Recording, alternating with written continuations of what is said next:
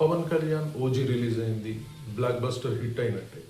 చాలా కాలం తర్వాత పవన్ కళ్యాణ్ అభిమానులకి ఒక పెద్ద పండుగ వాతావరణంలా ఉంది. ప్రొడ్యూసర్కి బాగానే లాభాలు వచ్చాయి, అంత బాగానే ఉంది. సార్, అసలు పవన్ కళ్యాణ్ నటన ఎలా ఉంది ఈ సినిమాలో చూద్దాం. పవన్ కళ్యాణ్ నటన పరంగా యాక్షన్ హీరోగా చాలా అద్భుతంగా నటించిండు అనుకోవాలి. అది కాకపోతే ఏకపాత్రాభినయం లాగానే ఉంది.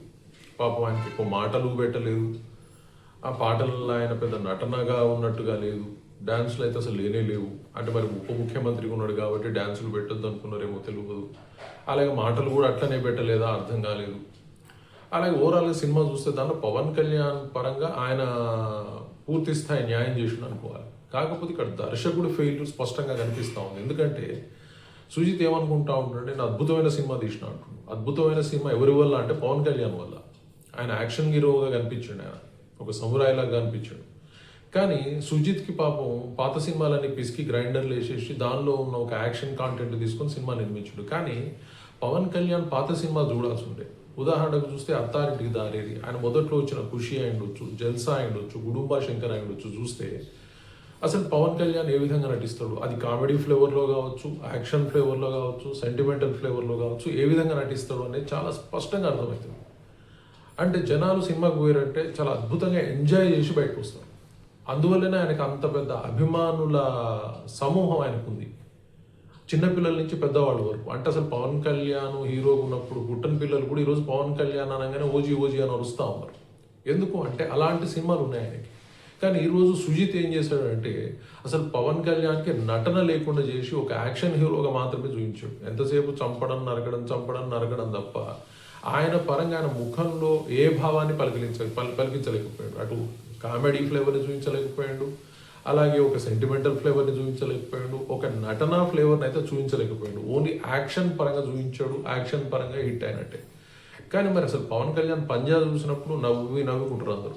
అదే గుడుంబా శంకర్ అయితే ఇక మొదటి నుంచి చివరి వరకు నవ్వుకొని తీరాల్సిందే. అలాగే యాక్షన్కి థ్రిల్ అవుతాం. అది ఖుషి అయి ఉండొచ్చు, ఎక్కడ అత్తారింటికి దారి, ఎక్కడ చూసినా కూడా సినిమా మొదటి నుంచి ఎండింగ్ వరకు ఎంజాయ్ చేస్తూ సినిమా చూస్తాం, ఎంజాయ్ చేస్తూ బయటకు వస్తాం. బట్ సినిమా మొదటి నుంచి పాపం ఆయనతో మొహం మాడిపించేసి యాక్షన్ హీరోలాగా మొదలు పెట్టించి ఎండింగ్ కూడా యాక్షన్ హీరోలాగా క్లోజ్ చేసి పడేసాడు.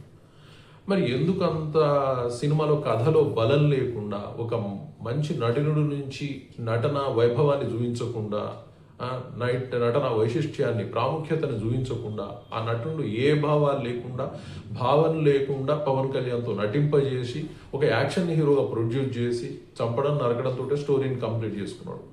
సో ఇది దర్శకుడి ఫెయిల్యూర్ ఓపెన్ చెప్పాలంటే. కానీ పవన్ కళ్యాణ్ పరంగా ఆయనకి ఇచ్చిన పాత్రని చాలా అద్భుతంగా చేసినాడు. యాక్షన్ హీరోగా మొదటి నుంచి ఎండింగ్గా బ్యాలెన్స్గా చేసుకున్నాడు. యాక్షన్గా చూస్తున్నప్పుడు ఓకే, చాలా బాగా యాక్షన్ సినిమా తీశారు అని అనిపించింది. తమన్ బీజిఎం అద్భుతంగా ఉంది, దాని డౌటే లేదు, ఎలాంటి అనుమానాలు రావు. బాలకృష్ణకు కావచ్చు, ఇప్పుడు ఈ సినిమాకి కావచ్చు, అద్భుతమైన మ్యూజిక్ బ్యాక్గ్రౌండ్ అయితే ఇస్తారు.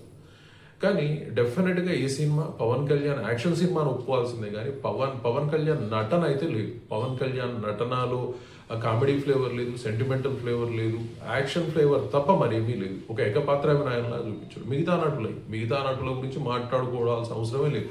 This is a film called as Pawan Kalyan's movie OG only.